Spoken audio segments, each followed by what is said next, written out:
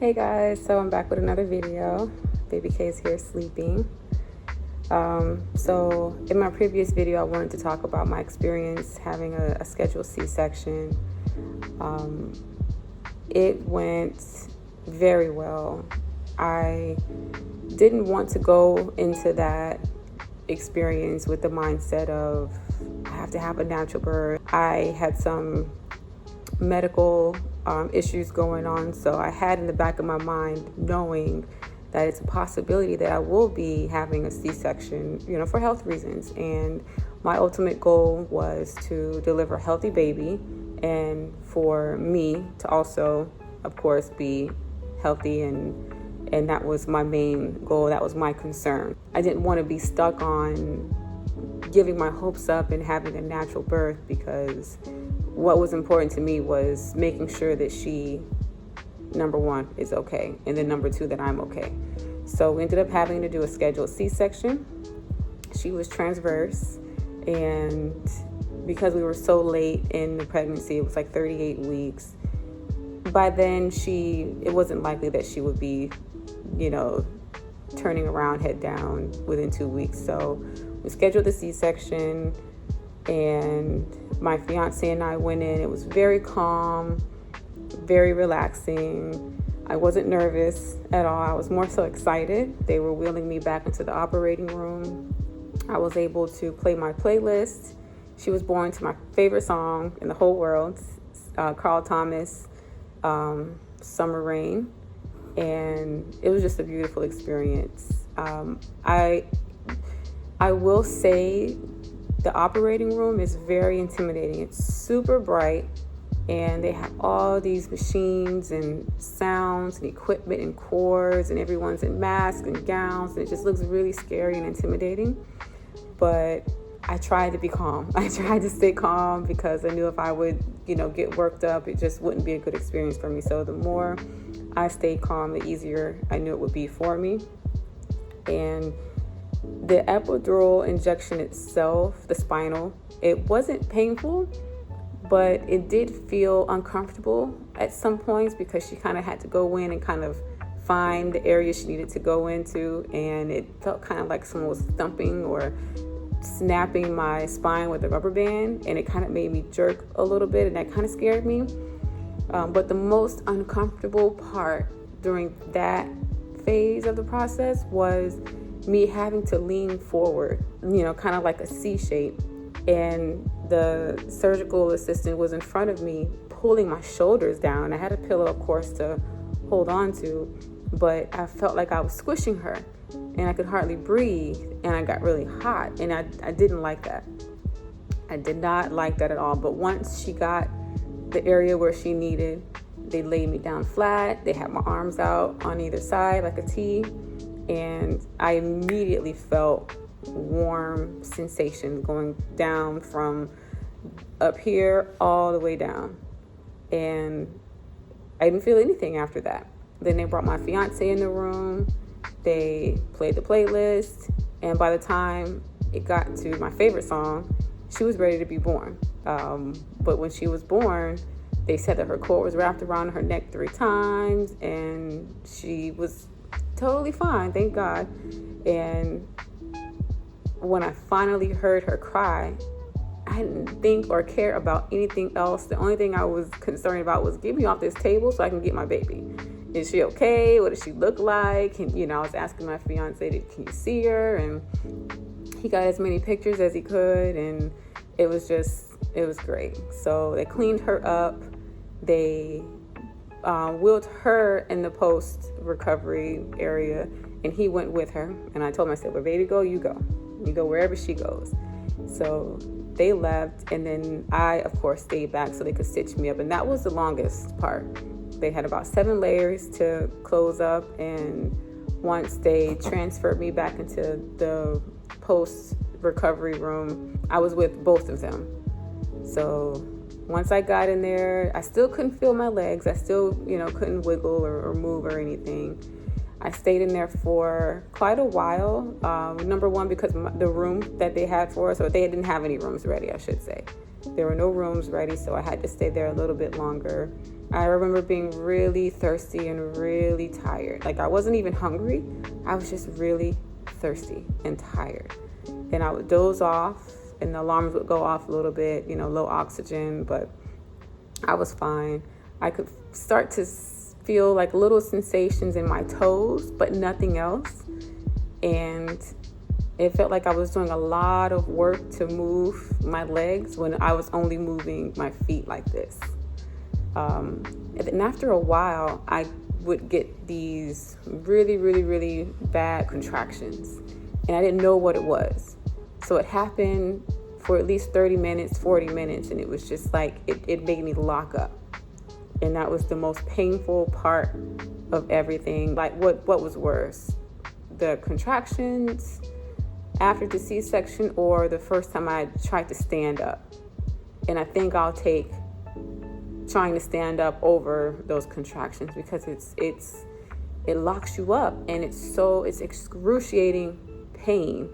And I don't know how women go through that pain for hours and hours and hours at a time. I only dealt with it probably for 8 or 9 hours, on and off, on and off, on and off.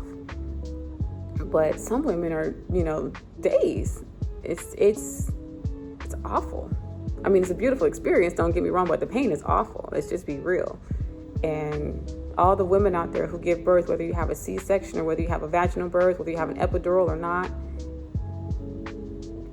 what we do and what God has given us the ability to do is amazing. It's incredible.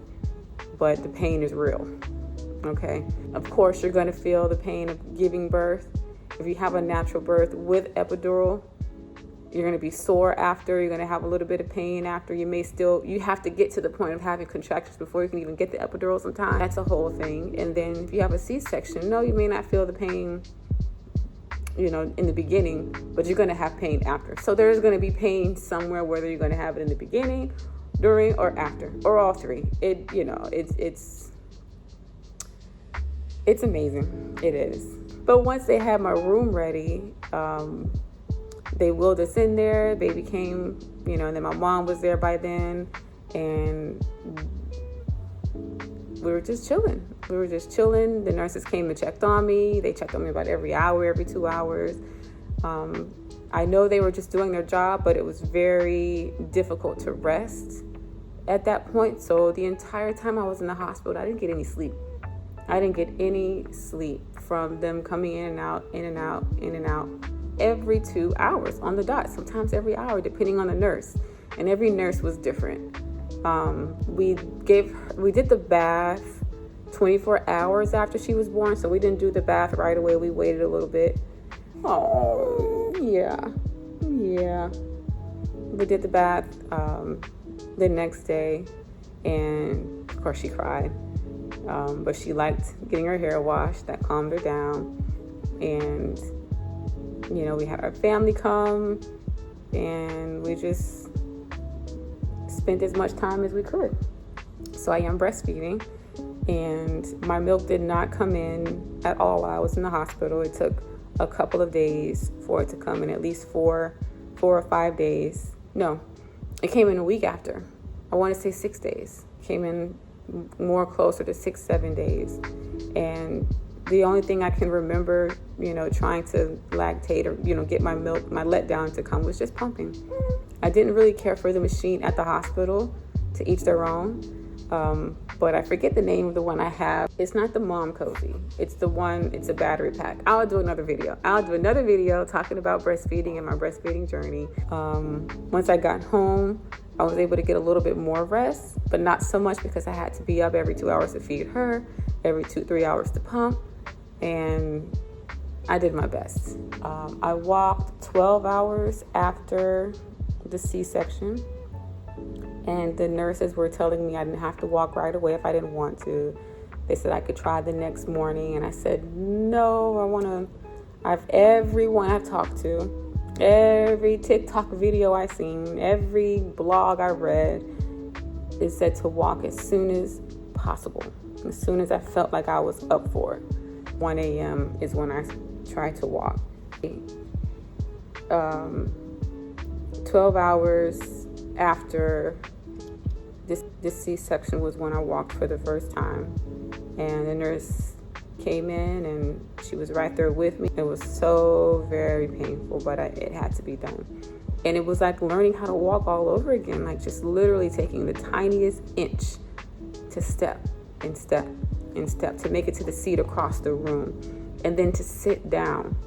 Once I sat down, I was fine, but using my abs and my stomach to get up and to walk, you just don't realize how many muscles you're using to just do the simplest things. And there's nothing I can compare it to. You could say, the soreness you feel after a really good workout, I take that any day. What I felt was way, way worse than that. But the more I walked, the easier it got.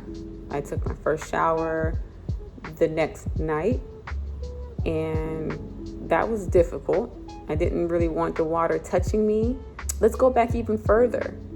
Before I even walked, they put these compression leggings on me that kind of was compressing my legs to make sure I didn't have any DVTs or anything like that, any blood clots in my leg. But it itched. My skin was itchy. I felt so uncomfortable. The bed sheets were itchy. I didn't like any of it. So to you moms out there who choose to give birth in the hospital, bring your own sheets, bring your own pillow, bring your own blankets, because it's so uncomfortable and itchy and dry. And you're going to want to moisturize after you take a shower. It's not the best. But after my shower, I felt better as far as just clean and fresh, but still a lot of pain. And I couldn't lay on my side. I tried. I could, the bed had to be in a certain position for me to be comfortable, and I had to have her super close to me, and my fiance would have to hand her to me a lot of the time. But by day 2, I was walking around a little bit more. I was eating and sitting down, getting up. I just did everything very slow. Very slow. But when I got home, everything still was very sore and painful. I didn't stop feeling the pain. Maybe it took about 2 weeks for me, 3 weeks, for the pain of getting up and sitting down and walking to subside, closer to 3 weeks. But after that, I was walking every evening at the park. And the more I walked, of course, the more I felt better. I had my belly band, faja, whatever you want to call it. That helped. It overall was a really good experience. Just expected pain. Would I do it again? I don't know. When I look at her, like this, when she's sleeping, when she's smiling and playing, I'm like, oh, I can do it again. I can do it again. But then 3 o'clock in the morning comes and I'm tired, and I'm like, oh, do I want to do it all over again? Then I start to think a little bit different, but I don't know. I'm just going to say I don't know. We'll see. I'm going to wrap it up here. Thank you guys for watching. Don't forget to subscribe, follow us on our journey, and I can't think of anything else I'd like to share. I think that's pretty much it. Yeah. I do want to talk about my breastfeeding journey and nursing and pumping and what that is like, what it was like and what it currently is like, and how it gets a little bit better, but not really. So until next time, thank you guys for taking the time out to listen to me and be curious about my journey and my story. And hopefully we'll see you guys in the next video. And